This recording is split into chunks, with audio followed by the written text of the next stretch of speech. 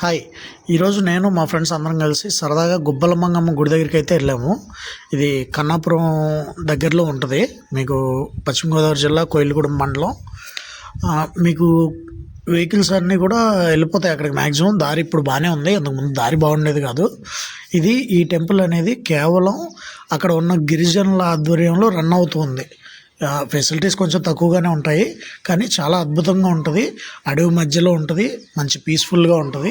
మీ ఫ్రెండ్స్తో ఎవరితో అయినా వెళ్ళదలుచుకుంటే సరదాగా 10 మంది కలిసి వెళ్ళి, ఇంతకుముందు అక్కడ ఏం దొరికేవి కాదు, ఇప్పుడు ఏమీ తీసుకెళ్లాల్సిన అవసరం లేదు. మనకి స్టవ్ల దగ్గర నుంచి గిన్నెలు అవి వంటకు సంబంధించిన అన్నీ అక్కడే దొరుకుతాయి.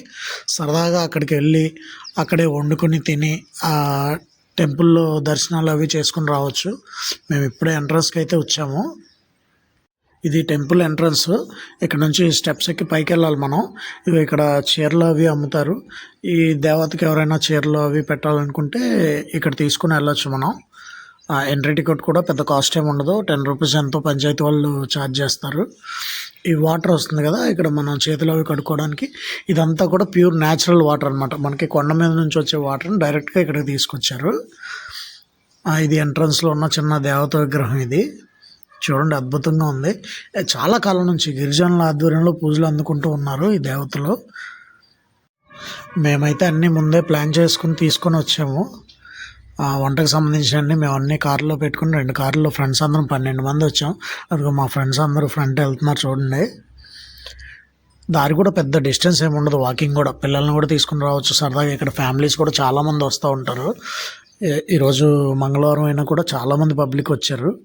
ఇంచుమించుగా ఒక 20-30 బ్యాచ్లు ఉంటారు. ఎవరి కాళ్ళు అక్కడ మొక్కుకున్న వాళ్ళు ఉంటారు కదా, మొక్కులు తీర్చుకొని అక్కడే బలిదానాలు అవి చేసుకొని, వంట చేసుకొని, భోజనాలు అవి పెట్టుకుని వెళ్తారు చాలామంది.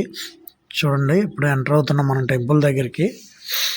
చాలా నీట్గా చేశారు. అడవిలో అయినా కూడా ఇంతకుముందు కొంచెం న్యాచురల్గానే ఉండేది.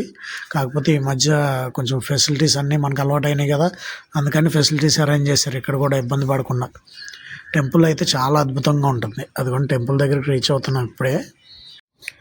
ఇక్కడ కొండపై నుంచి వాటర్ పడుతూ ఉంటుంది. ఆ గుహలో ఆ దేవత అనేది ఉంటారనమాట. ఇదో చూడండి, వాటర్ కూడా చాలా ప్యూర్గా ఉంటుంది. ఫ్రెష్ వాటర్ కదా, వర్షాలకి మంచుకి కొండ మీద నుంచి వచ్చే వాటర్. అది కొంచెం చూడండి ఎంత ప్యూర్గా ఉంటుందంటే అందులో మనం ఏం పడేసినా కనిపిస్తుంది. ఆఖరి గుండె సూతో సహా చూపిస్తా చూడండి ఎంత నీట్గా ఉందో వాటర్. చూడండి, క్రిస్టల్ క్లియర్గా ఉంటుంది వాటర్ ఇక్కడ. వర్షాకాలం కాదు కదా, అందుకే కొంచెం వాటర్ తక్కువగా ఉన్నాయి. మన వర్షాకాలంలో అయితే ఫుల్గా వాటర్ ఉంటుంది. కొన్ని టైంలో అయితే మనకి ఎలో కూడా చేయరు, ఎందుకంటే వాటర్ ఎక్కువై ఫోర్స్ ఎక్కువ అవుతుందని. చూడండి, ఆ గుహ ఉంది కదా, ఆ గుహలో ఆ దేవత అయితే ఉంటారు. గేట్లు అవి పెట్టారు అక్కడ లోపల ఏం పాడవకుండా. ఇదిగో మా సత్యాన్న అయితే పట్టుకుని వచ్చాడు కోడిని. చాలేస్తూ ఉంటుంది మనకి ఇలాంటివి చూస్తూ ఉంటే, కానీ తప్పదు, మన ఆహారం కదా. ఇక్కడ కూడా అమ్ముతున్నారు టెంపుల్ దగ్గర కూడా. ఆ ముడుపులు కట్టేవాళ్ళు ముడుపులు కడతా ఉంటారు.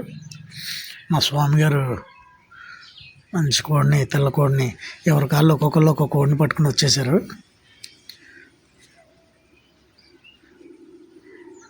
అయితే ఇక్కడ పూజారులు ఎవరో ఉండరు.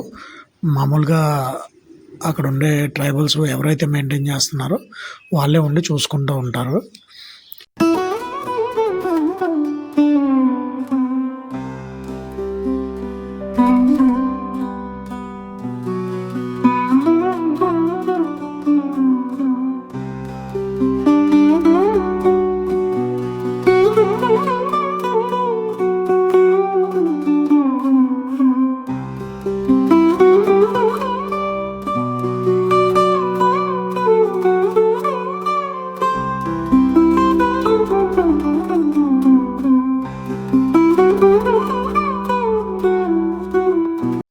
ఈలోగా మా మధుకూరు కార్తీక్ గారు కూడా ఒక కోడిని పట్టుకొచ్చారు చూడండి. మా వాడు నవ్వట్లేదు కూడా కనీసం. అద్భుతంగా ఉంది కదా ప్లేసు. ఆ గుహలోనే అమ్మవారు ఉంటారనమాట. పైనుంచి వాటర్ వస్తుంది చూడండి. వర్షాకాలంలో అయితే మొత్తం ఆ కొండపై నుంచి దారగా పడుతూ ఉంటుంది. మనం లోపలికి వెళ్ళి దర్శనం చేసుకోవాల్సి వస్తుంది వర్షాకాలంలో అయితే. అద్భుతంగా ఉంది కదా.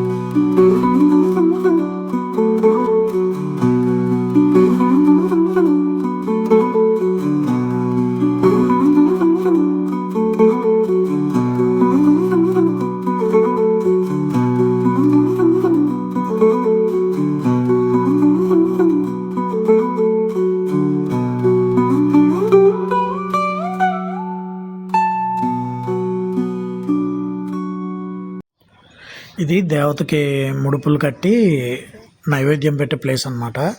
చాలామంది వస్తారు కదా, ఎంతమంది కట్టారో చూడండి. ముడుపులు కోరికలు కోరుకొని ముడుపులు కడుతూ ఉంటారు, అవి తీరుతాయి అనేది ఇక్కడ ప్రజల నమ్మకం. చుట్టుపక్కల చాలా మండలాల నుంచి వస్తూ ఉంటారు ఇక్కడికి రెగ్యులర్గా. ఆదివారం వస్తే అందుకే ఫుల్ క్రౌడ్ ఉంటారు. ఎప్పుడు చూసినా ఇక కింద నైవేద్యాలు పెట్టారు చూడండి.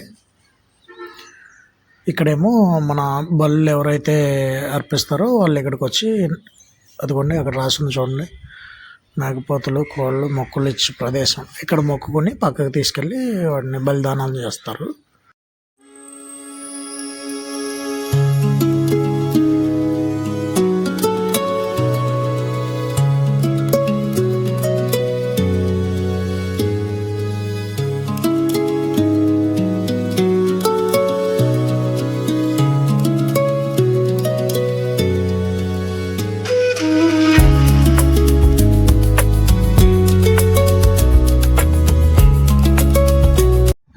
ఆదివారం కొట్టిన కొబ్బరికాయ ముక్కలన్నీ కూడా ఆర్బోసే చూడండి ఎన్ని ఉన్నాయో. దాన్ని బట్టి మీరు అర్థం చేసుకోవచ్చు ఎంతమంది పబ్లిక్ వస్తూ ఉంటారు అనేది.